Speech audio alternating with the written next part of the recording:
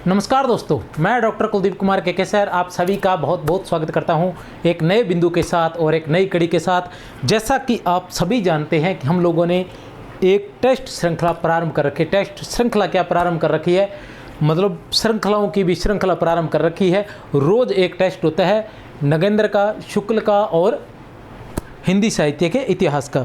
तो इसी के अंतर्गत आज हम जो करने जा रहे हैं, आचार्य रामचंद्र शुक्ल का टेस्ट 8 करने जा रहे हैं। अभी जो क्रम चल रहा है वो क्या है, उसके बारे में मैं आपको बता देना चाहता हूं कि आचार्य रामचंद्र शुक्ल ने इसको कई बार बता चुका हूं। आज जो मैं आज की जो क्लास रहेगी वो विशेष रहेगी। आज मैं बहुत सी ऐसी कहानियाँ सुनाने जा रहा हूँ आचार्य रामचंद्र शुक्ल के हिंदी साहित्य के इतिहास से। आपने पढ़ा होगा तो आप 100 में से 100% भूल गए होंगे, वर्तमान में भी नहीं पढ़ा है तो। और वैसे आपने किसी भी किताब से, गाइड से ये कहानियाँ नहीं सुनी होगी। प्रमाणिक तथ्यात्मक जानकारी आपने अलग अलग सभी को पढ़ा होगा। आपने तुलसीदास, आपने रामानंद जी को पढ़ा होगा, आपने तुलसीदास जी को पढ़ा होगा, आपने अग्रदास जी को पढ़ा होगा, आपने अनंतदास जी को पढ़ा होगा, आपने किल्यादास जी को पढ़ा होगा, आपने कृष्णदास प्याहरी को पढ़ा होगा, इन सभी को पढ़ा होगा। आपने हृदय राम को पढ़ा होगा, ठीक है ना, आपने प्राणचंद चौहान को पढ़ा होगा, लेकिन आपने सभी को अलग अलग पढ़ा होगा। लेकिन ये सभी राम भक्ति शाखा में है। राम भक्ति शाखा में होने के बावजूद ये एक दूसरे से पूरी तरह से जुड़े हुए हैं। ये जुड़े हुए कैसे हैं, एक दूसरे से जुड़े हुए कैसे हैं, कौन सी वो कहानी है जो इनको पूरी तरह से एक दूसरे से जोड़े। हमने इनको अलग अलग पढ़ा हुआ है, हम नहीं जानते कि इनका आपस में रिलेशन क्या है। हम सिर्फ इतना जानते हैं कि राम भक्ति शाखा से ये भक्त है, इसलिए ये क्या है, इनको हम पढ़ते हैं, राम भक्ति शाखा में ये है। लेकिन ये सभी के सभी एक दूसरे से जुड़े हुए लगातार चलते आ रहे हैं। पहले किसी ने शुरुआत की, फिर उसने उसको आगे बढ़ाया, किस कारण से बढ़ाया, वो सारे के सारे कारण मैं आज एक कहानी के माध्यम से आपको बताऊंगा। और उसके बाद में आचार्य रामचंद्र शुक्ल के जो राम भक्ति शाखा है उसकी कोई भी तथ्यात्मक जानकारी से आप अनभिज्ञ नहीं रहेंगे। किसी भी प्रकार की तथ्यात्मक जानकारी आपसे पूछी जाएगी या जो बड़े बड़े क्वेश्चंस पूछे जाते हैं ना, और जो कथन टाइप पूछे जाते हैं या बड़े बड़े संगत असंगत पूछे जाते हैं, वो सारे के सारे आपके क्लियर होंगे। बड़े ही आराम से, बड़े ही प्यार से, बड़े ही धैर्य के साथ और बड़ी ही आसानी से आपको मैं करवाने वाला हूँ। तो हो जाइए तैयार।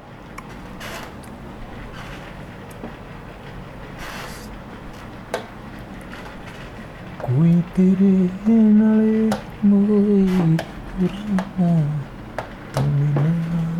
आचार्य शुक्ल हम जो पढ़ रहे हैं वो आचार्य शुक्ल का हिंदी साहित्य का इतिहास पढ़ रहे हैं। आचार्य शुक्ल का जो हिंदी साहित्य का इतिहास है उसमें क्या है,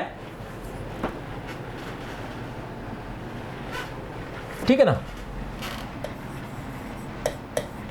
आचार्य रामचंद्र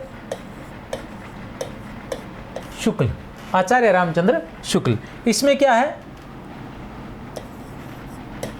हम पढ़ रहे थे भक्ति काल। भक्ति काल को इन्होंने कितने प्रकरणों में बांटा है, प्रकरण 1, प्रकरण 2, प्रकरण 3, प्रकरण 4, प्रकरण 5, प्रकरण 6। मैं आपको एक बात बता देना चाहता हूँ, अगर अलग अलग टेस्ट देख रहे हैं तो वो चीज़ नहीं आप प्राप्त कर पाओगे जो मैं आपको देना चाहता हूँ। आप सभी टेस्ट, जैसे आचार्य रामचंद्र शुक्ल का टेस्ट है तो उनको पहले टेस्ट से आप पढ़ना शुरू कीजिए, क्योंकि मैं सिर्फ टेस्ट नहीं करवा रहा हूँ, यहाँ क्वेश्चन आंसर नहीं करवा रहा हूँ, सिर्फ यहाँ मैं विस्तार से बताता हूँ, प्रत्येक चीज़ को समझाता हूँ, उसकी भूमिका बांधता हूँ, वो क्या है, कहाँ से है, ये सारी बातें यहाँ बताता हूँ। तो आप जैसे आचार्य रामचंद्र शुक्ल का आज टेस्ट 9 है, तो आप टेस्ट 1 से लेके 9 तक देखिए। आज है टेस्ट 9 है, तो आप टेस्ट 1 से लेके 9 तक देखिए। आपको यहाँ तक आचार्य रामचंद्र शुक्ल अच्छे से याद हो जाएगा, राम भक्ति शाखा तक एक एक बिंदु याद हो जाएगा। यहाँ याद हो गया, फिर उसी चीज़ को आप डॉक्टर नगेंद्र को देखिए। डॉक्टर नगेंद्र के टेस्ट 14 हो चुके हैं, आप पहले टेस्ट से लेके 14 तक लगातार पढ़िए। फिर उसकी पीडीएफ पढ़िए, फिर आपको पता चलेगा कि नगेंद्र का इतिहास 200-250 पृष्ठ जो है बड़ी आसानी से याद हो गया है। उसके बाद आप हिंदी साहित्य के इतिहास की एक तीसरी टेस्ट श्रृंखला चल रही है, उसमें भी 14 टेस्ट हो गए भारतेंदु काल तक, उसको भी लगातार पढ़िए। तो तो इस तरह से ये तीनों टेस्ट श्रृंखला जब पढ़ेंगे तो आपको हिंदी साहित्य के इतिहास से कोई भी ऐसा प्रश्न नहीं होगा जो आपको आता नहीं हो यहाँ तक का। और जब ये पूरी श्रृंखला कर जाएंगे तो आपको सब कुछ आता होगा। अब प्रकरण एक में क्या था, इसमें था सामान्य परिचय और ये था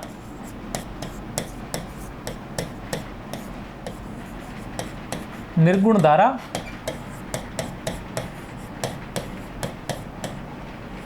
ज्ञानाश्रयी शाखा। और प्रकरण 3 है निर्गुण धारा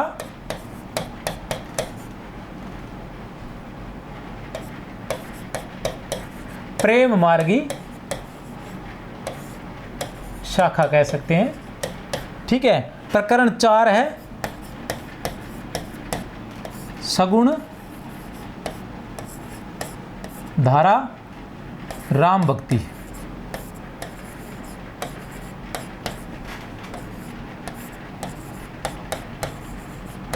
शाखा, ठीक है। और प्रकरण 5 है सगुण धारा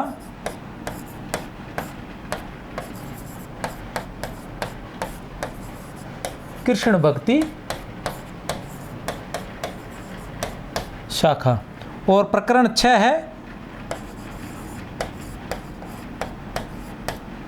फुटकल रचनाएं। ये फुटकल रचनाएं नहीं है, इसके अंदर कम से कम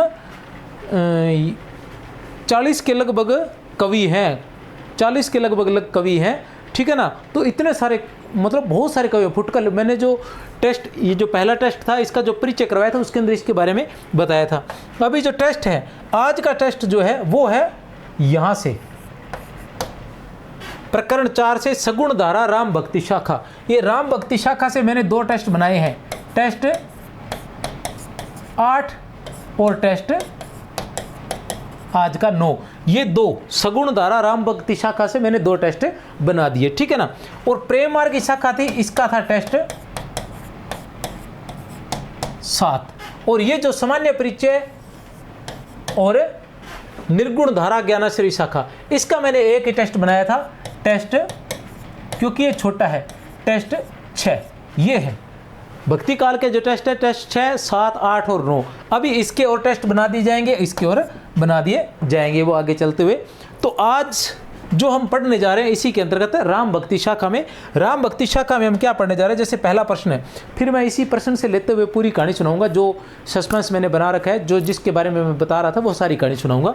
सबसे पहले यहाँ क्या आता है, क्वेश्चन आता है। पहले एक क्वेश्चन कीजिए, रामानंद जी के रचे हुए केवल 2 संस्कृत ग्रंथ मिले हैं, ठीक है ना। रामानंद जी के रचे हुए केवल 2 संस्कृत ग्रंथ मिले हैं। कितने? 2। क्या नाम है? एक तो है वैष्णव मताबज भास्कर और दूसरा है श्री रामार्चन पद्धति। सांप्रदायिक झगड़े के कारण कुछ नए ग्रंथ, सांप्रदायिक झगड़े के कारण कुछ नए ग्रंथ रामानंद जी के नाम से प्रसिद्ध हो गए, ठीक है ना। वो कौन कौन से हैं? ब्रह्मसूत्रों पर लिखे गए 2 ग्रंथ, आनंद भाष्य और भगवत गीता भाष्य। आनंद भाष्य और भगवत गीता भाष्य। तो बताइए विकल्प कौन सा सही है? सही विकल्प देखना है तो देखिए ए, ब, स या फिर द। तो कौन सा है? इनमें से कौन सा कथन गलत है, कौन सा सही है, या दोनों सही है दोनों गलत है? तो उत्तर हमारे पास रहेगा स। उत्तर है स, ये दोनों ही बातें सही है। अब मैं रामानंद जी के बारे में बताना चाहता हूँ कि रामानंद जी की रचनाओं की बात करें हम। रामानंद जी की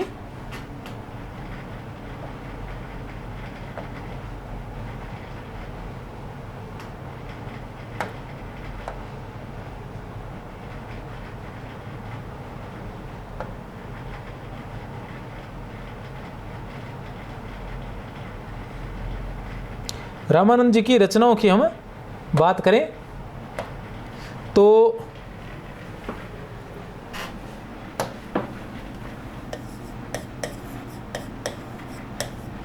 रामानंद की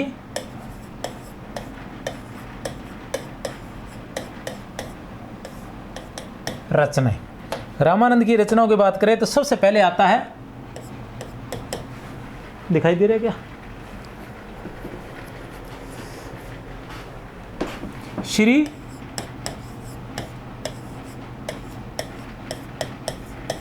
वैष्णव मताबज, श्री वैष्णव मताबज भास्कर। दूसरी जो रचना है वो है श्री रामार्चन पद्धति। दूसरी जो रचना है वो है श्री रामार्चन पद्धति। ठीक है ना। अब ये जो दोनों रचनाएं हैं ये क्या है,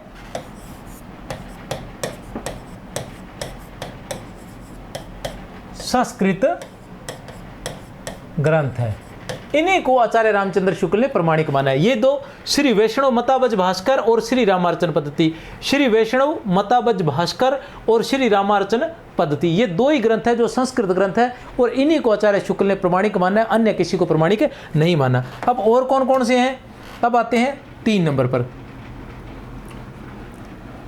3 नंबर पर ग्रंथ है आनंद भाष्य और 4 नंबर पर हमारे पास है, 3 नंबर पर है आनंद भाष्य और 4 पर है हमारे पास भगवत गीता भाष्य। 4 पर क्या है हमारे पास, भगवत गीता भाष्य, आनंद भाष्य और भगवत गीता भाष्य। ये दोनों क्या है, ये दोनों जो ग्रंथ है ये क्या है, सांप्रदायिक झगड़ों के कारण लिखे गए। सांप्रदायिक झगड़े थे ना भी, रामानंद को कुछ लोग रामानंद की परंपरा, रामानुजाचार्य की परंपरा में मानना चाहते हैं, कुछ लोग रामानुजाचार्य की परंपरा में नहीं मानना चाहते। तो इसको लेकर सांप्रदायिक झगड़ों को, परंपरा को अलग थलग करने के लिए, या बाद में क्या अलग अलग परंपराएं बन गई तो उन्होंने अपनी परंपरा में रामानंद को लेने के लिए इस तरह से झगड़ों के कारण क्या है, सांप्रदायिक झगड़ों के कारण लिखे गए ग्रंथ है। किसके कारण लिखे गए हैं, एक बात इसकी है, सांप्रदायिक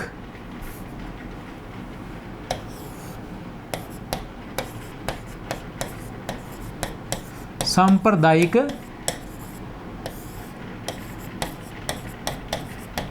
झगड़ों के कारण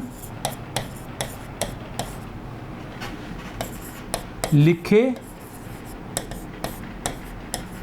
ग्रंथ। एक बात इसकी है कि सांप्रदायिक झगड़ों के कारण लिखे गए ग्रंथ है ये दोनों, और दूसरी बात है ये कि ब्रह्मसूत्र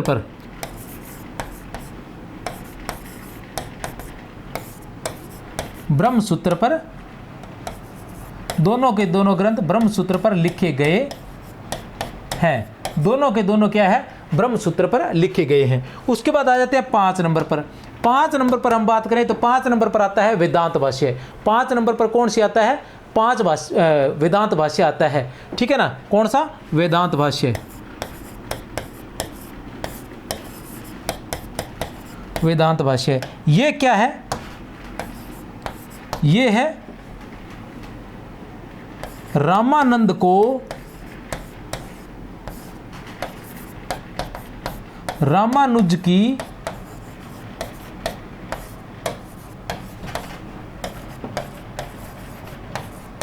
परंपरा से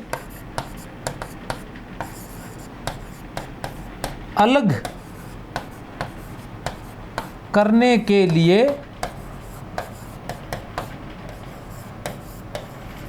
लिखा गया ग्रंथ।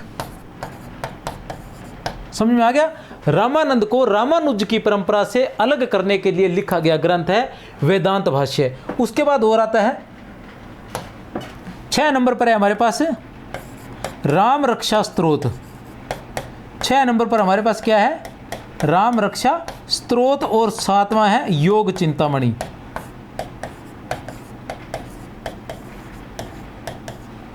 योग चिंतामणि, इन दोनों को आचार्य शुक्ल ने क्या कहा है, याद रख लेना, रद्दी ग्रंथ। इन दोनों को आचार्य शुक्ल ने क्या कहा है, इन दोनों को रद्दी ग्रंथ कहा है। वो कहते हैं आचार्य रामचंद्र शुक्ल कहते हैं कि ये दोनों रद्दी ग्रंथ जो है हमारे पास पड़े हैं। आचार्य रामचंद्र शुक्ल क्या कहते हैं कि ये दोनों जो रद्दी ग्रंथ है, आप चाहें तो स्क्रीनशॉट ले सकते हैं।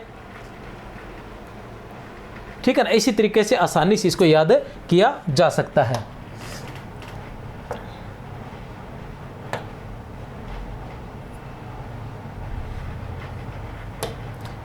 अब मैं आपको बात बताना चाहता हूँ पूरी कहानी। जो आचार्य रामचंद्र शुक्ल का हिंदी साहित्य का इतिहास है वो कहाँ से शुरू होता है? रामानंद से। याद रख लेना, कहाँ से शुरू होता है? रामानंद से, ठीक है ना। रामानंद से शुरू होता है। रामानंद की पूरी कहानी मैं पहली पार्ट में बता चुका हूँ, लेकिन फिर भी स्पीडली बता देता हूँ कि रामानंद जी ने जो विष्णु के अन्य अवतार थे उन अवतारों में से राम रूप को लिया और उसकी भक्ति शुरू की थी। इनके लिए राम जो था वो ही मूल मंत्र था, राम ही प्रमुख था भक्ति के लिए, और मूल मंत्र था राम नाम। इनका जो मूल मंत्र था वो राम नाम था। इनका रामावत संप्रदाय या रामानंद संप्रदाय था। रामानंद संप्रदाय था रामानंद जी का, ठीक है ना। अब ये क्या था, इसी में आगे चलकर कौन हुए थे?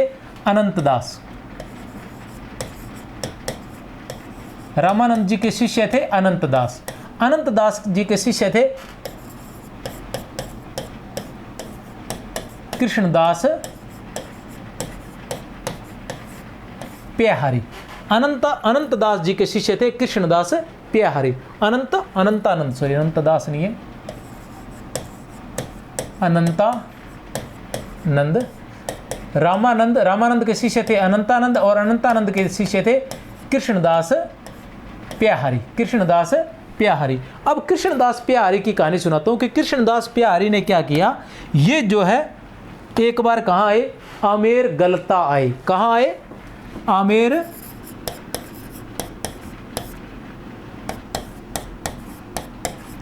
गलता। आमेर के गलता में आए। अब गलता में क्या चल रहा था? गलता में आए और वहां आकर बैठ गए। वहां आकर धूनी जमाकर अपनी बैठ गए। लेकिन वहां किसका चल रहा था? गलता में किसकी गद्दी थी? योगियों, नाथपंथी योगियों की। नाथपंथी योगियों की गद्दी थी। किसकी गद्दी थी? नाथपंथियों की।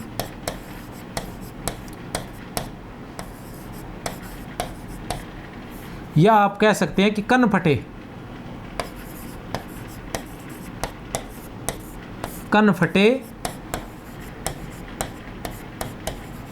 नाथपंथी योगियों की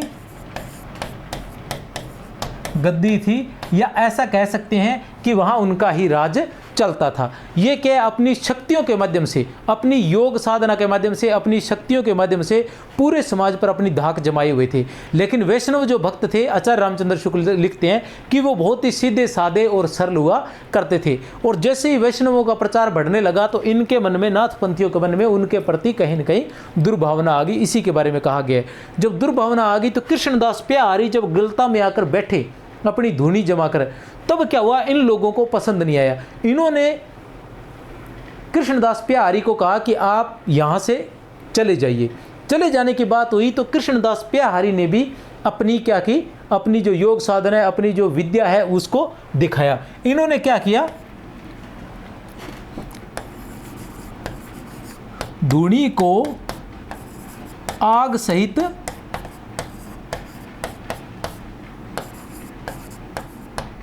कपड़े में उठाया, ठीक है ना, और दूर जाकर बैठ गए। ऐसा देखा तो उनको लगा कि हाँ ये भी हम पे मतलब जो विद्या दिखा रहे हैं हमें। तो जो नाथपंथियों का जो नेता था, नाथपंथियों का जो नेता था वो क्या बनकर? बाघ बनकर। ये मैं इसलिए लिख रहा हूं ताकि आपके ध्यान में रहे। बाघ बनकर झपटा। किस पर झपटा? अनंत दास पर, कृष्णदास प्याहारी पर। किस पर झपटा? कृष्णदास प्याहारी पर झपटा। तो कृष्णदास प्याहारी ने उसे कहा कि कैसा गधा है, कैसा गधा है, कैसा गधा है। ऐसा कहते ही वो क्या बन गया? गधा बन गया। गधा बन गया। और सभी नाथपंथियों की मुद्राएं, क्या मुद्राएं जो कानों में पहनते हैं ना, वो सारी की सारी निकलकर, कानों से निकलकर किसके? कृष्णदास प्याहारी के पैरों में आकर गिर गई। कृष्णदास प्याहारी के पैरों में आकर गिर गई। कहाँ गिर गई? कृष्णदास प्याहारी के पैरों में आकर गिर गई। अब क्या हुआ कि वो फिर सब उनकी विद्या को मान गए। तो उधर जो उनके जो नेता था नाथपंथियों का, या मतलब कह सकते हैं कि बड़ा भक्त जो था, ठीक है ना, जिसके पास राजगद्दी थी, मतलब राजगद्दी क्या, जिसके पास वहाँ की गद्दी थी, ठीक है ना, गलता की, तो उसने क्या किया? उसको क्या बना दिया था? गधा बना दिया था। तो अब वहाँ के आमेर के राजा थे, आमेर के राजा। आमेर के राजा कौन थे?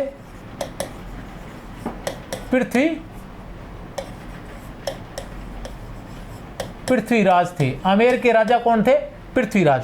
अब पृथ्वीराज जी ने उनसे निवेदन किया, तब जाकर उन्होंने उसको वापस इंसान बनाया और पृथ्वीराज ने आमेर की गद्दी किसको दे दी? आमेर की गद्दी किसको दे दी? कृष्णदास प्याहारी को। किसको दे दी? कृष्णदास प्याहारी को दे दी।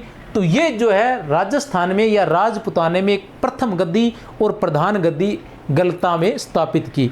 तो किसने स्थापित की थी? कृष्णदास प्याहारी ने। ये किससे छीनी थी? कनफटे नाथपंथी योगियों से।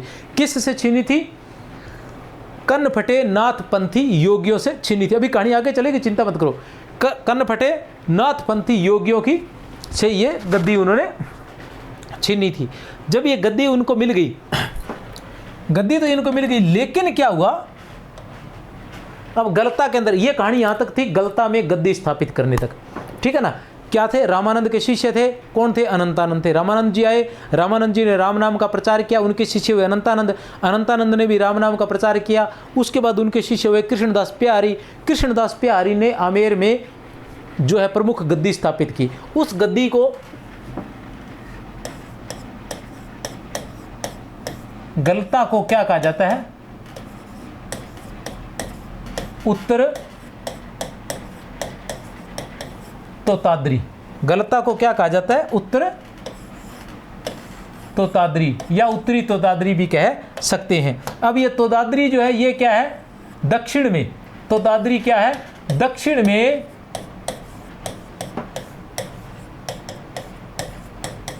रामानंद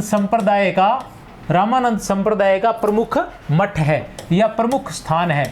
प्रमुख स्थान है या प्रधान स्थान है। प्रमुख स्थान है या प्रधान स्थान है दक्षिण का। दक्षिण का जो रामानंद संप्रदाय का प्रमुख जो स्थान है, प्रधान स्थान है, वो है तोताद्री। लेकिन इधर राजस्थान में था, उसको क्या बोला गया? उत्तरी तोताद्री या उत्तर तोताद्री बोला गया है, ठीक है। अब इसमें क्या था कि जैसे ही कृष्णदास प्यारी कहाँ आए? कृष्णदास प्यारी ने किससे छीनी थी जो गद्दी थी? कनफटे नाथपंथी योगियों से छीनी थी। अब क्या हुआ कि जैसे गद्दी पर ये बैठ गए तो वो जो नाथपंथी योगी थे वो इनके शिष्य बन गए। उन्हीं में से बहुत से इनके शिष्य बन गए और उन पर क्या योग अभ्यास का बहुत अधिक प्रभाव था। अब इनके दो शिष्य थे। इनके क्या थे? दो शिष्य थे। एक थे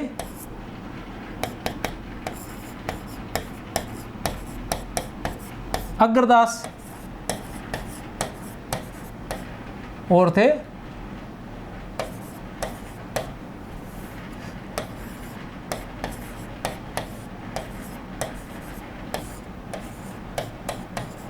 किलेदास। इनके दो शिष्य थे, अग्रदास और किलेदास। कौन कौन से दो शिष्य थे इनके?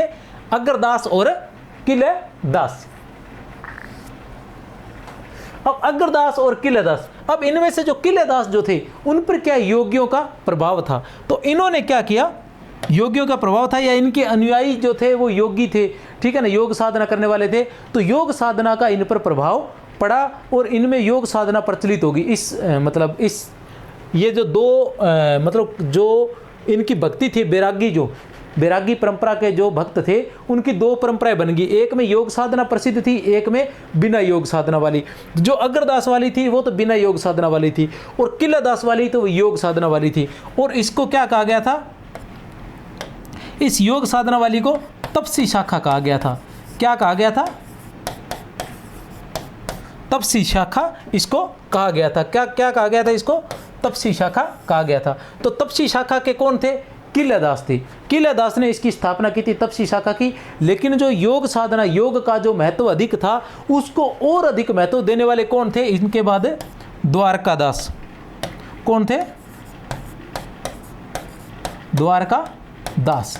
जैसे था ना जो रामचरण थे, रामचरण ने किस संप्रदाय की स्थापना की थी? सब सुखी संप्रदाय की स्थापना की थी। लेकिन उसको और आगे बढ़ाने वाले कौन थे?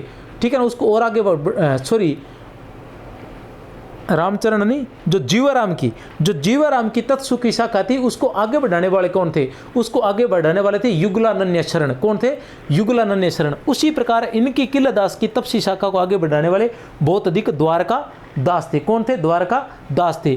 तो ऐसा कहा जाता है कि इसी शाखा के कारण इन्होंने रामानंद को अपने से और अधिक जोड़ने के लिए या उसका महत्व बढ़ाने के लिए उन्होंने ऐसा कहा था कि रामानंद ने 12 वर्ष तक योग साधना की थी। क्या की थी? 12 वर्ष तक योग साधना की थी। और इसी शाखा के अंतर्गत उनके जो 2 ग्रंथ मिलते हैं, राम रक्षा स्तोत्र और योग चिंतामणि, 2 जो ग्रंथ मिलते हैं, राम रक्षा स्तोत्र और योग चिंतामणि, उनको आचार्य रामचंद्र शुक्ल ने रद्दी ग्रंथ कराया, तो वो इन्होंने ही बनाए थे, राम रक्षा स्तोत्र और योग चिंतामणि, राम रक्षा स्तोत्र और योग चिंतामणि, ताकि वो ऐसे इसका महत्व और बढ़ा सके कि हमने योग साधना तो कहाँ से आई थी? इनके प्रभाव से। किनके प्रभाव से? कनपटे नाथपंथी योगियों के प्रभाव से आई थी। ठीक है ना? योग साधना किनके प्रभाव से आई थी? कनपटे नाथपंथी योगियों के प्रभाव से, या सीधा उनका प्रभाव न कह के, क्योंकि जो पहले जनता थी वो किसकी अनुयायी थी? पूरी जनता वो कनपटे नाथपंथी योगियों की से प्रभावित थी और उनके अनुसार भक्ति करती थी। लेकिन उनका जब राज नहीं रहा, इनका राज आ गया, तो वो प्रभावित तो वही थी, उनको उस चीज़ की आदत थी योग साधना की, तो इन्होंने भी योग साधना को उसमें सम्मिलित कर लिया था और उसको और अधिक विकास करने वाले थे द्वारकादास जी। कौन अधिक विकास करने वाले? द्वारकादास जी। लेकिन उसका जो सीधा जुड़ाव रामानंद से जोड़ने के लिए इन्होंने 2 ग्रंथों की ओर रचना बताई और उनके अंदर ऐसा कहा गया कि जो रामानंद थे उन्होंने 12 वर्ष तक योग साधना की थी, किसी पर्वत पर बैठकर योग साधना की थी। और उसी के में राम रक्षा स्तोत्र और योग चिंतामणि 2 रद्दी ग्रंथ बनाए गए, जिन्हें आचार्य रामचंद्र शुक्ल ने रद्दी ग्रंथ बनाए। इनके लिए तो इस संप्रदाय में तो वो पूजनीय है। ठीक है, ये थी इनकी कहानी। अब जो आगे चलते हैं कृष्णदास प्यारी। कृष्णदास प्यारी के शिष्य कौन थे? अग्रदास।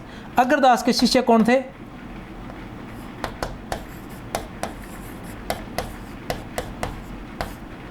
नाभादास। अग्रदास के शिष्य कौन थे? नाभादास थे। नाभादास की एक कहानी आपको बताना चाहता हूं कि एक बार क्या हुआ कि तुलसीदास जी अपने काव्य साधना में लीन थे और उन्हीं दिनों वो काव्य साधना में लीन थे। वो उस वक्त अयोध्या में रुके हुए थे। ठीक है ना? अयोध्या में रुके हुए थे, काव्य साधना में लीन थे। जहाँ तक कहा कि रामचरितमानस की ऐसा कुछ लिखा हुआ नहीं है इसमें, काव्य साधना में लीन थे। तो वहाँ नाभादास जी आए, वृंदावन से चलकर नाभादास जी आए, मिलने आए, लेकिन किसी कारणवश तुलसीदास जी उनसे मिल नहीं पाए, उन दोनों की मुलाकात नहीं हो पाई। तो नाभादास जी क्या हुए? वापस लौट गए वृंदावन। जब तुलसीदास जी का योग साधना से योग साधना पूर्ण हुई उनकी, तब उन्हें पता चला कि नाभादास जी आए थे, तो वो पीछे पीछे उनके वृंदावन चले गए कि नाभादास जी कहीं मुझे अहंकारी न समझ ले। तो ऐसी स्थिति में वो उनके पीछे पीछे गए। तो वहाँ गए तो वहाँ देखे कि नाभादास जी ने एक बहुत बड़ा भंडारा शुरू कर रखा था, वह सबको वो भोजन करवा रहे थे और भोजन परोस रहे थे। तो तुलसीदास जी कतार में सबसे पीछे पीछे जाकर वहाँ बैठ गए, सबसे पीछे पीछे जाकर बैठ गए। तो जैसे ही उनका भोजन का समय आया तो उनके पास भोजन का कोई बर्तन नहीं था और नाभादास जी उन्हें भोजन लेकर परोसना चाहते थे। तो उन्होंने क्या किया कि किसी संत का, किसी साधु का, किसी भक्त का जूता उठा लिया और उन्होंने नाभादास जी को बोला कि इससे उपयुक्त इस संसार के अंदर मेरे लिए कोई पात्र नहीं हो सकता, आप मुझे इसमें भोजन परोस दीजिए, मैं इसी में ही सेवन कर लूँगा। तब क्या नाभादास जी ने तुलसीदास जी को खड़ा किया हाथ पकड़कर और फिर उनको गले लगा लिया। तो इस तरह से ये एक कहानी चलती है तुलसीदास जी की और नाभादास जी की है। ठीक है, ये नाभादास जी के बारे में है। अब हम बात करते हैं नाभादास जी, उसके बाद तुलसीदास जी की बात आती है। नाभादास जी के क्रम में आगे चलकर तुलसीदास जी, इनके साथ के तुलसीदास जी थे। अब तुलसीदास जी रामानंदी संप्रदाय से कैसे जुड़े हुए थे? राम नाम उन्होंने रामानंद से लिया था और ऐसा कहते हैं कि जब तुलसीदास जी का कब हुआ था जन्म? तुलसीदास जी का जन्म हुआ था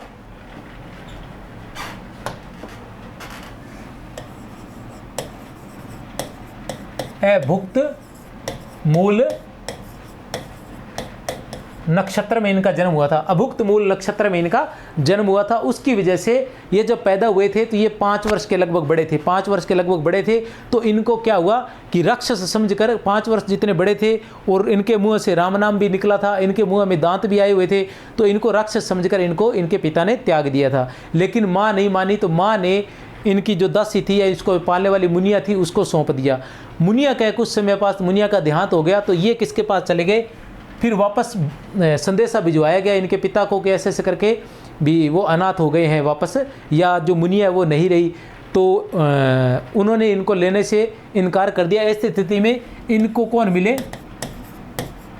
नरहरि दास, बाबा नरहरि दास इनको मिले, और बाबा नरहरि दास ने इनको अपने साथ रख लिया। ये बाबा नरहरि दास के साथ कहाँ चले गए? काशी चले गए। कहाँ चले गए? काशी चले गए। और काशी के किस जगह? पंचगंगा घाट पर।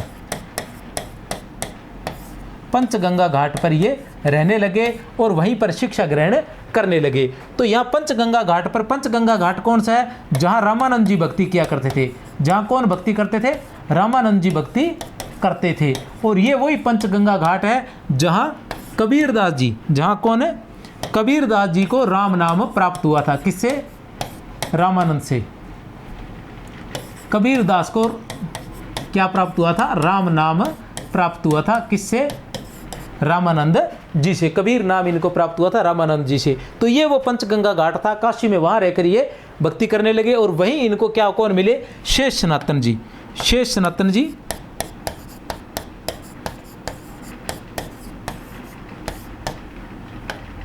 जिन्होंने इनको शिक्षित किया। वहाँ पर इन्होंने 25 वर्ष तक, कितने वर्ष तक?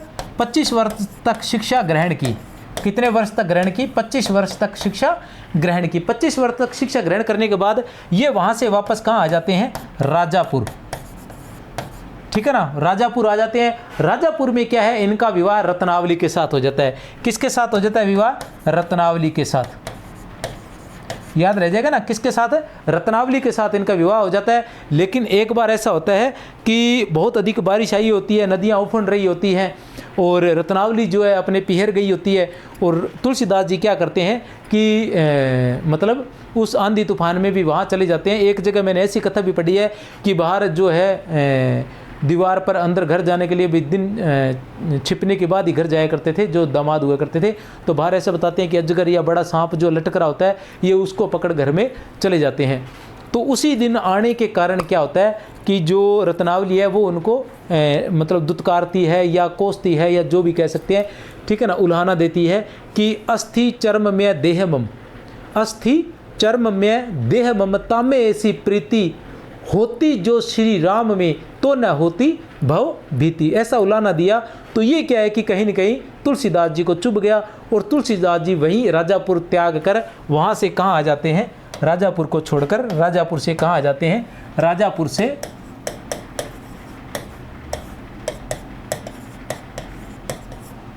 काशी में आ जाते हैं। और काशी से कुछ समय रहने के बाद ये क्या चले जाते हैं? यात्रा पर, तीर्थ यात्रा पर निकल जाते हैं। किस पर? तीर्थ यात्रा पर। किस पर निकल जाते हैं? तीर्थ यात्रा पर। तीर्थ यात्रा में ये बद्रीनाथ है, कैलाश, मानसरोवर, ऐसी बहुत सी जगह जाने के बाद फिर ये लंबे समय तक चित्रकूट में रहते हैं। चित्रकूट में रहते हैं काफ़ी लंबे समय तक। चित्रकूट में रहने के बाद फिर ये चले जाते हैं अयोध्या। कहाँ चले जाते हैं? अयोध्या। और अयोध्या में 1574 ईस्वी में, कब? 1574 ईस्वी में ये रामचरितमानस प्रारंभ करते हैं लिखना। रामचरितमानस लिखना प्रारंभ करते हैं। और ऐसा कहते हैं कि 2 वर्ष 7 माह में इन्होंने उसे पूरा किया था। और कुछ जगह इसका समय 2 वर्ष 7 माह 26 दिन भी आता है, लेकिन आचार्य रामचंद्र शुक्ल के अनुसार 2 वर्ष 7 माह दिया गया है, पूरा करते हैं। फिर ये अयोध्या में पूरा करने के बाद फिर वापस काशी आ जाते हैं और अधिकतर समय जो है इनका काशी में ही बीतता है। बाद का सब जो पूरा समय है वो काशी में ही बीतता है। 1574 के बाद ये मानो कि 1576 या 1577 के लगभग ये पूरी हो जाती है। और कब तक जिए थे ये? 1623 ईस्वी तक निधन हुआ था। 1623 में इनका निधन हुआ था। तो 1623 ईस्वी तक ये काशी में ही रहे थे। 1577 से लेकर 1623 ईस्वी तक ये काशी में रहे थे। 1532 में इनका जन्म हुआ था। कहाँ हुआ था? अधिकतर विद्वानों के अनुसार राजापुर में हुआ था। कहाँ हुआ था? राजापुर में। वैसे कुछ लोग सोरो नामक स्थान भी मानते हैं, लेकिन अधिकतर राजापुर ही मानते हैं। आचार्य रामचंद्र शुक्ल भी राजापुर ही मानते हैं। राजापुर में इनका जो है, तो ये तुलसीदास जी के बारे में थी। और इसके अंदर चलो आगे चलते हैं। ठीक है ना, ज़्यादा हो गया मुझे लग रहा है थोड़ा सा टेस्ट के हिसाब से डोज ऐसे ही है, अब क्या करें, सिलेक्शन तभी होएगा, जोर तो लगाना ही पड़ेगा। मैं तो जोर लगा रहा हूँ, थे तो सुनना ही है लड़ी। ठीक है, भक्ति आंदोलन के पूर्व देश में विशेषतः राजपुताने में नाथपंथी कनफटे योगियों का बहुत प्रभाव था। ठीक है ना, कहाँ? भक्ति आंदोलन के पूर्व। भक्ति आंदोलन क्या है? भक्ति आंदोलन को क्या माना जाता है? ये जो जहाँ से भक्ति शुरू हुई, कहने से तात्पर्य ये कि जहाँ से राम का वे शुरू हुआ वहीं से ये भक्ति मानते हैं। भक्ति आंदोलन के पूर्व देश में विशेषतः राजपुताने में नाथपंथी कनफटे योगियों का बहुत प्रभाव था, जो अपनी सिद्धि की धाक जनता पर जमाए रहते थे। जब सीधे साधे वैष्णव भक्ति मार्ग का आंदोलन देश में चला, तब उसके प्रति दुर्भाव रखना नाथपंथियों के लिए स्वाभाविक था। उत्तर बताइए, एक सही है या दोनों सही है? एक सही है या दोनों सही है? तो उत्तर है विकल्प 1 व 2 दोनों सही है, ये दोनों ही बातें सही है। जब सीधे साधे वैष्णव भक्ति, ये मैं बातें बता चुका हूँ आप सभी को। ठीक है, फिर आता है प्रश्न संख्या 3, क्या है? रामानंद की किस रचना में उनके शिष्य सुरसरानंद, रामानंद की किस रचना में उनके शिष्य सुरसरानंद, क्या नाम है शिष्य का? सुरसरानंद। आपको बता दिया, मैंने पहले बताया था कि जो रामानंद के शिष्य है उनके अंदर जो रामचंद्र शुक्ल है, उन्होंने पद्मावती और सुरश्री नाम की 2 महिलाएं भी बताई है। पद्मावती और सुरश्री नाम की 2 महिलाएं भी बताई है, लेकिन हजारी प्रसाद द्विवेदी ने रामानंद की जो शिष्य है उनके अंदर किसी महिला का वर्णन नहीं किया है। 9 प्रश्न किए हैं। कितने प्रश्न किए हैं? 9 प्रश्न किए हैं। किसने? सुरसरानंद ने कितने प्रश्न किए हैं?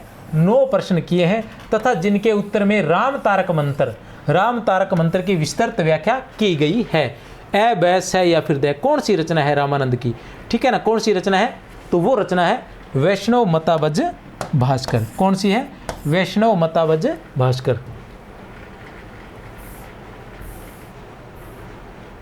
असंगत का चयन कीजिए, असंगत का चयन कीजिए।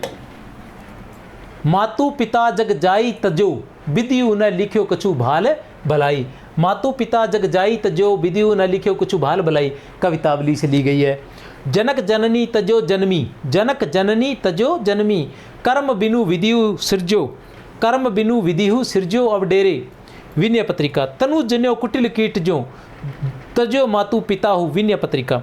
नाम रूप दुई ईस उपाधि, ए कथ अनादि सुसा मुझी सादी।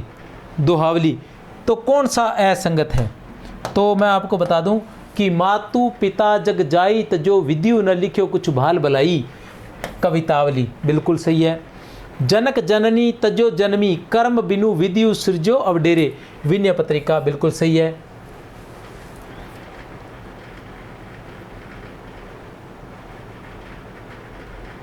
तनु जन्यो कुटिल कीट जो, तजो मातु पिता हूँ। विनय पत्रिका बिल्कुल सही है। नाम रूप दुई ईश उपाधि। अब ये ध्यान रख लेना, तनु जन्यो कुटिल कीट जो, विनय पत्रिका। ठीक है ना। उसी प्रकार मातु पिता तजो विधियु लिख्यो न कुछ भाल भलाई। जनक जननी तजो, यहाँ जनक जननी तजो, ठीक है ना। यहाँ कुटिल कीट जो तजो, जनक जननी तजो कुटिल कीट जो जन्यो। तो जनक जननी जन्यो वो है विनय पत्रिका की, और कुटिल कीट जो तजो वो भी विनय पत्रिका की है। ये दोनों की दोनों। और जग जाई तजो, जग जाई तजो किसकी है? कवितावली की है। ठीक है ना। नाम रूप दुई ईश उपाधि, ए कथ अनादि सुसा मुझी सादी। तो ये किसकी है? दोहावली की नहीं है। ये पंक्तियाँ किसकी है?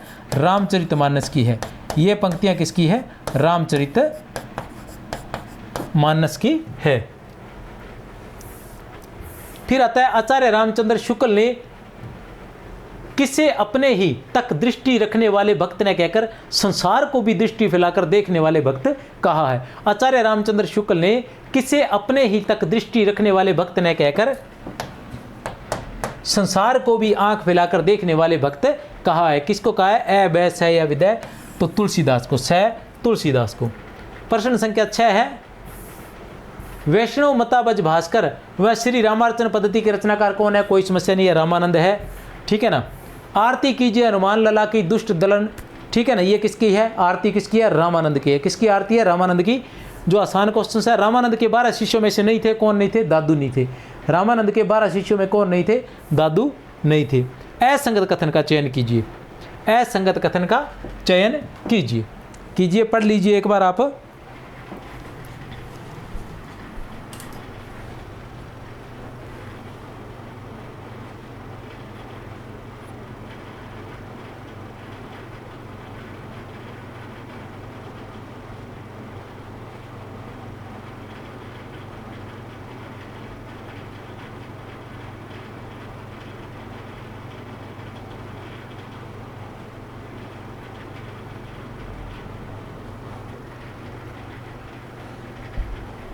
क्या है? बरवे रामायण गोस्वामी जी ने अपने स्नेही मित्र अब्दुल रहीम खान खाना के कहने पर,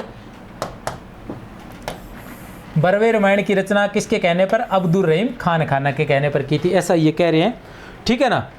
कृष्ण गीतावली की रचना उन्होंने वृंदावन यात्रा पर की थी, ठीक है। रामाज्ञा प्रश्नावली की रचना गंग कवि के कहने पर की थी। हनुमान बाहुक बाहु रोग के समय रचित है, तो उत्तर है इसमें से रामाज्ञा प्रश्नावली, रामाज्ञा प्रश्नावली, ठीक है ना। बरवे रामायण की रचना इन्होंने गोस्वामी जी ने अपने स्नेही मित्र अब्दुल रहीम खान खाना के कहने पर उनके बरवे नाई का भेद के आधार पर की थी। और जो कृष्ण गीतावली है इसकी रचना वृंदावन की यात्रा पर की थी। जब ये सूरदास जी से मिलने के लिए गए थे तब उनको देखकर इन्होंने इसकी रचना की थी, कृष्ण गीतावली की। रामाज्ञा प्रश्नावली की रचना जो ज्योतिष से संबंधित है वो गंग कवि के कहने पर नहीं, गंगाराम ज्योतिष के कहने पर की थी। गंगाराम ज्योतिष के कहने पर, ज्योतिषी के कहने पर की थी, गंग कवि के कहने पर नहीं की थी। ये गंग कवि तो चंद छंद वर्णन की महिमा वाले हैं, वो गंगाराम दूसरे कवि हैं। हनुमान बाहु की रचना जब इनको बाहु रोग गया था तो उसको दूर करने के लिए या उस कष्ट से निवारण प्राप्त करने के लिए इन्होंने हनुमान बाहु की रचना की थी। किस राम भक्त के लिए आचार्य रामचंद्र शुक्ल ने कहा कि इनकी कविता उसी ढंग की है जिस ढंग की कृष्णोपासक नंददास जी की है?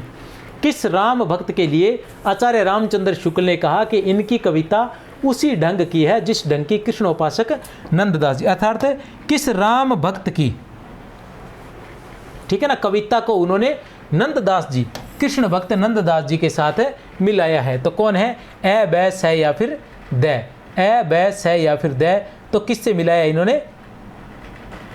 अग्रदास के साथ। किसके साथ? अग्रदास के साथ। कौन थे? अग्रदास जी। अग्रदास जी के बारे में मैं थोड़ा सा बता देना चाहता हूं कि अग्रदास जी की जो रचनाएं हैं,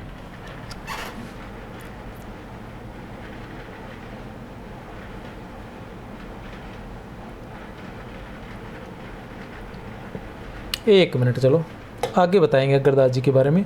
अभी एक क्वेश्चन आने वाला है, उस क्वेश्चन में बताएंगे आपको।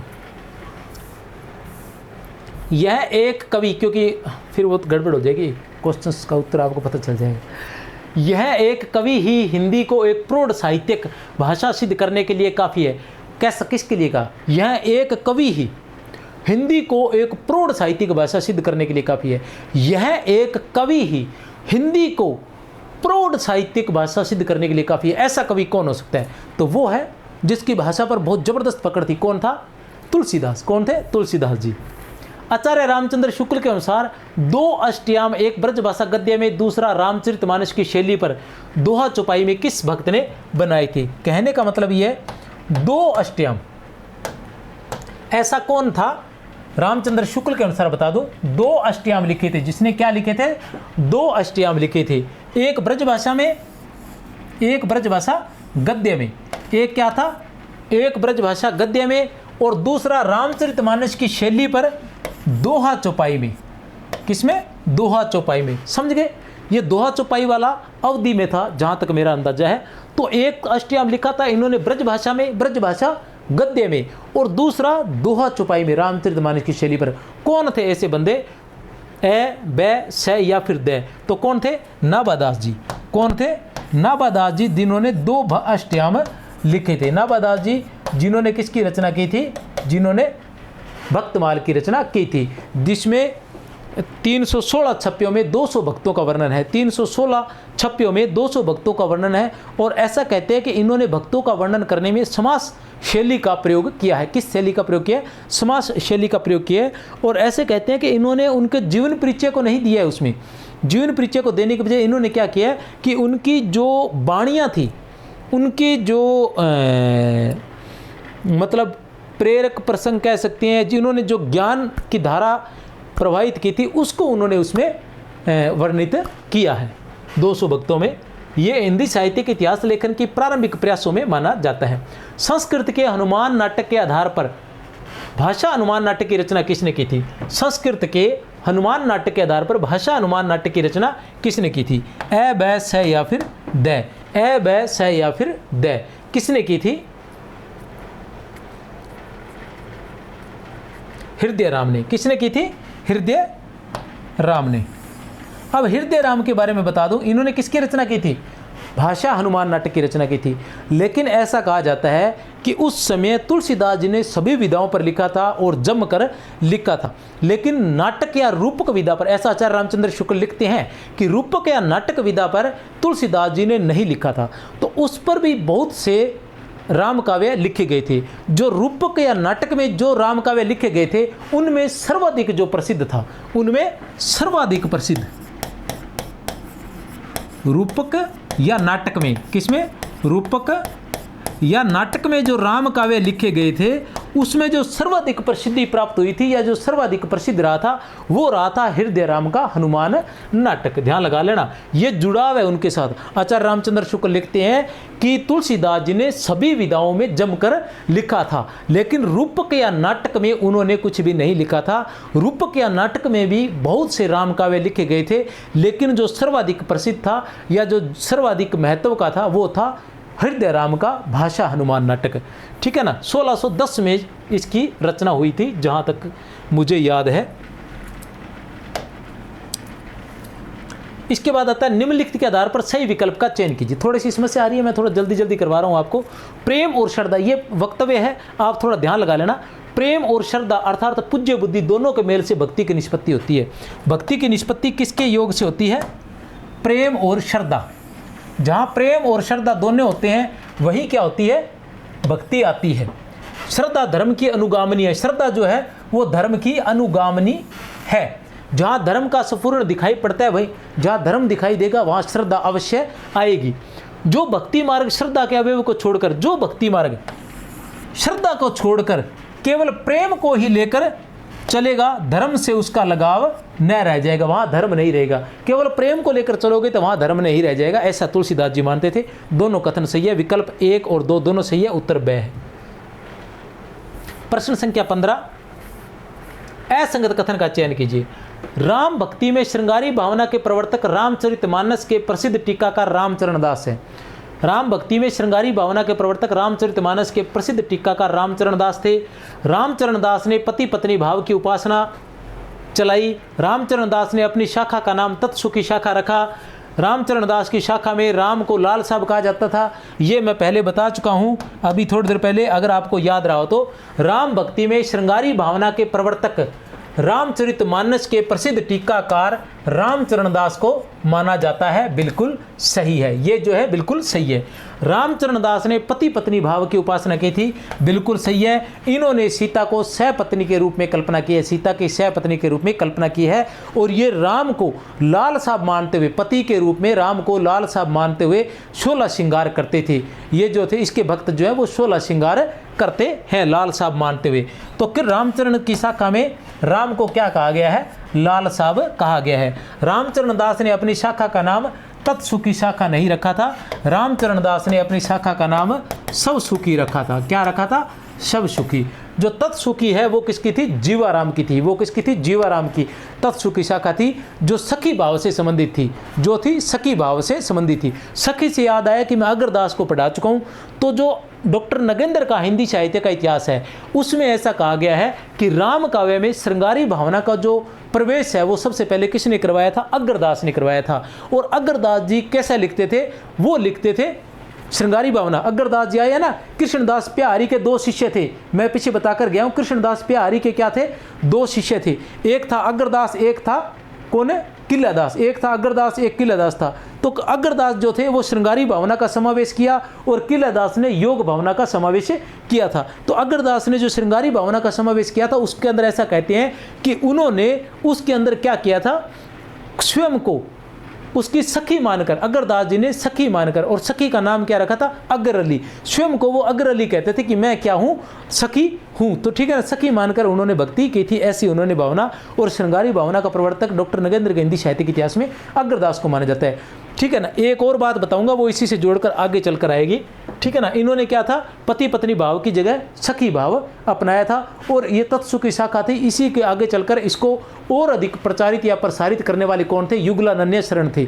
युगलानन्य शरण जो थे, उनको जो बहुत अधिक मानते थे वो थे रीवा के महाराज रघुराज सिंह, जिन्होंने राम रसी कावली की रचना भी की थी। राम रसी कावली की रचना की थी, जिसके अंदर रामानंद के बारे में, ऋण के बारे में लिखा हुआ। राम रसी कावली की रचना भी की थी। तो रीवा के महाराज रघुराज सिंह जो थे वो युगलानन्य शरण को बहुत अधिक मानते थे, इसलिए उन्होंने उनके कहने पर चित्रकूट में प्रमोद वन का वर्णन किया था। ये प्रमोद वन क्या था? ये उसी प्रकार का वन था जैसे वृंदावन है, श्रृंगारी भावना को। और उन्होंने कहा था कि जो, चलो आगे चलते हैं, ज्यादा हो गया। जीवाराम द्वारा प्रचलित तत्सुखी शाखा से ये आ गया असंगत कथन है। अब वो पहले क्या था? सब सुखी शाखा से संबंधित था, अब है तत्सुखी शाखा से संबंधित। ठीक है ना, तत्सुखी शाखा से संबंधित असंगत कथन है। इसमें पति पत्नी भाव के स्थान पर सखी भाव को महत्व दिया गया। ठीक है ना, आप उत्तर बता दीजिए, ये बिल्कुल सही है। इस पंथ का उत्सव प्रतिवर्ष आषाढ़ कृष्ण नवमी को होता है, ये नहीं है। ये लोग सीताराम को युगल सरकार कहते थे, बिल्कुल है। ये लोग जो है युगल सरकार कहते थे सीताराम को, और वो राम को क्या कहते थे? लाल साहब। ये युगल सरकार सीताराम को, क्योंकि दोनों की भक्ति करते थे ना, ये तो युगल सरकार कहते थे सीताराम को। और वो जो कौन से? सब सुखी वाले। कौन से? सब सुखी वाले। सब सुखी किसका था? रामचरण दास का। तो रामचरण दास वाले क्या कहते थे? राम को लाल साहब कहते थे। ये अपना आचार्य कृपा निवास नामक, हाँ कृपा निवास भूल गया था, ये अपना आचार्य एक कृपा निवास नाम के व्यक्ति को भी मानते हैं। ऐसा कहा जाता है कि उसके नाम से कृपा निवास पदावली इनका जो एक महत्वपूर्ण ग्रंथ है। जी, कृपा निवास को ये आदि आचार्य मानते हैं, और कृपा निवास पदावली को ये अपना आदि ग्रंथ मानते हैं। उसके अलावा एक ग्रंथ और था जिसका नाम था श्री रामावतार तरंगिणी। श्री रामावतार तरंगिणी ऐसा एक और ग्रंथ था। श्री रामावतार तरंगिणी नाम का एक ग्रंथ और भी था। किसमें? तत्सुखी शाखा में। भाइयों थोड़ी जल्दी है भाई, पर फिर भी करवा के छोड़ूंगा जल्दी, चाहे जितनी मर्जी हो। सा सिकंदर जल में बोरे बहुरी अग्नि पर जोर, मेमत हाथी आनी झुकाए सिंह रूप दिखाए, निर्गुण कथे अभय पद गावे जीवन को समझाए, काजी पंडित सबे हराए पार को नहीं पाए। किसका है ये? ए ब स द, ए ब स या फिर द, तो किसका है? धर्मदास का। ये देख लीजिए धर्मदास, क्योंकि ये क्या बता रखा है? काजी पंडित सबे हराए। ये किस में आता है? किसने हराए थे काजी और पंडितों को? सबको किसने हराया था? एक ही बंदा था, कबीर। और यह सबको हराने वाले हुए थे शंकराचार्य, जिनके सामने कोई नहीं टिका था। उन्होंने सबको हरा दिया था। बांधवगढ़ पूर्व जो गायो सेन नाम नापित तह जायो। बांधवगढ़ पूर्व जो गायो सेन नाम, ये सेन जो थे रामानंद के शिष्य सेन, ठीक है ना, वो है जो नाई थी, नापित लिखा हुआ नाई। ताकि रे सदा यह रीति करत रे साधुन सुप्रीति, वो साधुओं से प्रीति करते थे। तह को राजा नाम बघेला, ठीक है ना, बरन्यो जही कबीर को चेला, करे सदा तिनकी सेवकाई मुकर दिखावे तेल लगाई। उपयुक्त पद के रचयिता है ए ब स या फिर द, ए ब स या फिर द। आचार्य रामचंद्र शुक्ल के हिंदी साहित्य के इतिहास में इसके रचनाकार किसको बताया गया? रघुराज सिंह को। प्रश्न संख्या 19, दशरथ सुत तम बिना अन्य शरणा, ओहो संस्कृत वाले बोल सकते हैं भैया, हिंदी। दशरथस्य सुतम तमम बिना अन्य शरणावंत्रास्मि, ठीक है ना। तो क्या है? उपयुक्त पद के रचयिता है ए ब स या फिर द, ए ब स या फिर द। तो कौन है इस पद के रचना? षट्कोपाचार्य। अब ये पद क्यों आया है, इस पद की कहानी सुना देना चाहता हूँ थोड़ी सी, ठीक है ना। इस पद की कहानी, ये पद आचार्य रामचंद्र शुक्ल के हिंदी साहित्य के इतिहास में इसलिए आता है कि जहां वो कहते हैं कि रामानंद जी ने राम नाम का प्रचार शुरू किया था, रामानंद राम नाम लेकर आए थे, लेकिन वो साथ साथ में ऐसा कहते हैं कि इन्होंने राम को प्रमुखता दी थी, महत्व दिया था, और प्रमुख रूप से राम को ही भक्ति के लिए उपयुक्त मान लिया गया था। लेकिन राम के नाम को लेने वाले जो थे, इससे पहले भी बहुत सारे लोग ले चुके थे, जिसमें वो बताते हैं कि रामानुजाचार्य से 5 पीढ़ी ऊपर, रामानुजाचार्य से 5 पीढ़ी ऊपर क्या हुए थे? षट्कोपाचार्य हुए थे। रामानुजाचार्य से 5 पीढ़ी ऊपर एक षट्कोपाचार्य नाम के भक्त हुए थे, उन्होंने राम का नाम लिया था। दशरथ सुतम तम बिना अन्य, ये फिर वो आचार्य रामचंद्र शुक्ल उदाहरण के रूप में देते हैं कि षट्कोपाचार्य ने यह पंक्ति लिख के राम का नाम लिया था। और बाद में राम का नाम लिया था कुरेश स्वामी ने। कुरेश स्वामी कौन थे? ये रामानुजाचार्य के शिष्य थे, कुरेश स्वामी, ठीक है ना। और उनसे 14 पीढ़ी बाद रामानंद जी, क्योंकि रामानंद जी खुद लिखते हैं कि जो रामानुजाचार्य वो उनसे 14 पीढ़ी ऊपर थे। जो श्री रामार्चन पद्धति है उसके अंदर रामानंद संप्रदाय की पूरी पीढ़ी बताई गई है। जो श्री रामार्चन पद्धति है ना, श्री वैष्णव मताबज भादकर और श्री रामार्चन पद्धति जो ग्रंथ है संस्कृत में लिखा गया, रामार्चन पद्धति के अंदर ये जो मतलब जो गुरु शिष्य परंपरा है इसको पूरा उसके अंदर बताया गया है। तो उसके अंदर वो बताते हैं कि रामानुजाचार्य रामानंद जी से 14 पीढ़ी ऊपर थे, ठीक है। ठीक हो, नहीं याद करा दूंगा, एकदम याद रखोगे कि वाह क्या पढ़ाया है किसी ने। आचार्य शुक्ल वर्णित प्रमुख राम भक्ति फट्टे चक देंगे फट्टे। आचार्य शुक्ल वर्णित प्रमुख राम भक्त कवियों में नहीं है। आचार्य शुक्ल वर्णित राम भक्त कवि इतनी बार बता दिया। रामानंद, तुलसीदास, प्राणचंद चौहान, ईश्वरदास नहीं है। ईश्वरदास नहीं है। ईश्वरदास के बारे में इन्होंने राम भक्ति जो काव्य है उसके अंदर नहीं दिया, इन्होंने आगे चल के दिया। ईश्वरदास का वर्णन तो किया है शायद जहाँ तक है, लेकिन इसमें नहीं किया, राम भक्ति शाखा के अंदर किया नहीं। अब एक बात जो थी, मैंने सोचा शायद क्वेश्चन ना आ जाए, लेकिन नहीं आया, तो वो जाते जाते मैं बता देना चाहता हूँ। अग्रदास जी के बारे में बताता हूँ कि एक क्वेश्चन आया था, प्रश्न उसके अंदर 8 में क्या नाम था, टेस्ट 8 के अंदर आया था। उसमें लिखा हुआ था कि रामानंद जी जो थे अग्रदास के बारे में, अष्टयाम किसकी रचना है? तो अष्टयाम नाभादास की रचना है। अग्रदास भी नाम था। तो मैं आपको बता दूं कि अष्टयाम नाम से अग्रदास ने भी रचना की थी। अग्रदास जी ने भी अष्टयाम नाम से रचना की थी और इन्होंने अलग अलग रचनाएं की थी। मतलब जो आचार्य रामचंद्र शुक्ल है, डॉक्टर नगेंद्र है, इन दोनों की अलग अलग रचनाएं मानते हैं, ठीक है ना। कुछ रचनाएं जो मिलती है, ठीक है ना, जैसे उपासना उपखावण बावनी, उपखाणा बावनी, बावन, उपासना उपखाणा बावनी, ध्यान मंजरी, राम ध्यान मंजरी, ठीक है ना। और उधर जो डॉक्टर नगेंद्र है वो उपासना बावनी और ध्यान मंजरी इतने मानते हैं, और राम ध्यान मंजरी की जगह राम भजन मंजरी मानते हैं। बाकी बातें चलो मैं करवा ही देता हूँ, लेट तो हो रही है पर ये बता देता हूँ। अग्रदास की रचनाएं, अग्रदास की रचनाएं, ठीक है ना। अग्रदास की रचनाएं, अग्रदास की रचनाएं किसके अनुसार है?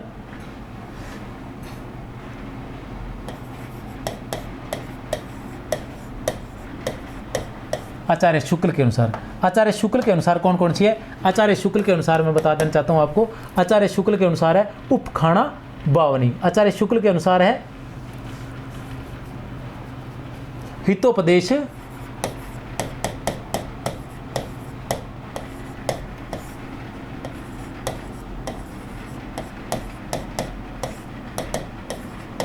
उपखाणा बावनी, और फिर आ जाता है ध्यान मंजरी,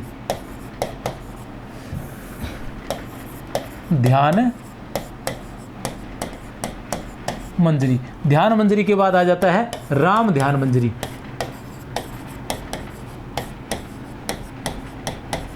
राम ध्यान मंजरी। और 4 नंबर पर आ जाता है कुंडलियां। 4 नंबर पर क्या आ जाता है? कुंडलियां,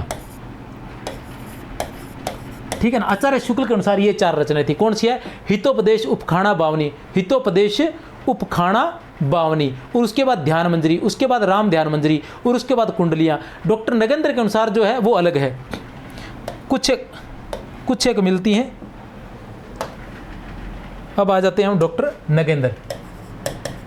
डॉक्टर नगेंद्र ने कौन कौन सी मानी है? डॉक्टर नगेंद्र की हम बात करें तो डॉक्टर नगेंद्र ने मानी है सबसे पहले ये हितोपदेश। तो हितोपदेश बिल्कुल मानी है। इन्होंने इसका नाम चेंज किया, इन्होंने लिखा है हितोपदेश भाषा।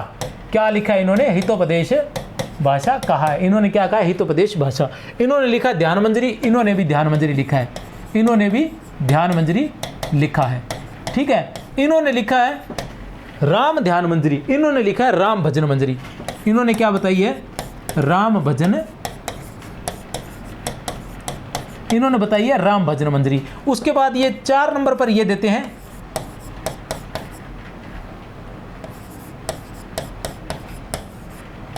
उपासना बावनी।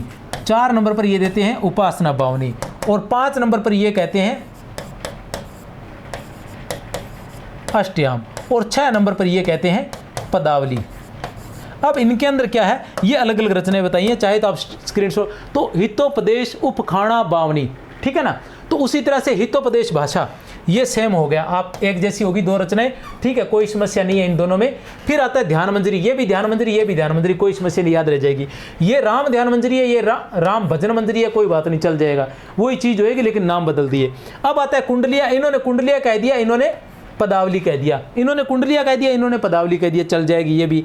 इन्होंने क्या कहा, ये देखो उपखाणा बावनी आदि दे रखे, उपदेश हितोपदेश और उपखाणा बावनी, तो ये उपासना बावनी आ गया, ये भी चल गया। अब एक रचना एक्स्ट्रा जो है वो है अष्टयाम, इन्होंने भी अष्टयाम बताया था। और इसके अंदर क्या है, राम और सीता की अलौकिक रचनाओं का, राम के क्या बोलते हैं, राम की जो दैनिक क्रियाएं हैं उनका चित्रण किया गया है, राम की दैनिक क्रियाओं का या दैनिक लीलाओं का पूरी तरह से चित्रण किया गया है। तो इसी के साथ बहुत बहुत धन्यवाद, जय हिंद, जय भारत, फिर मिलेंगे, बहुत बहुत शुभकामनाएं। शेयर अवश्य कर देना, जोर बहुत लग गया भैया।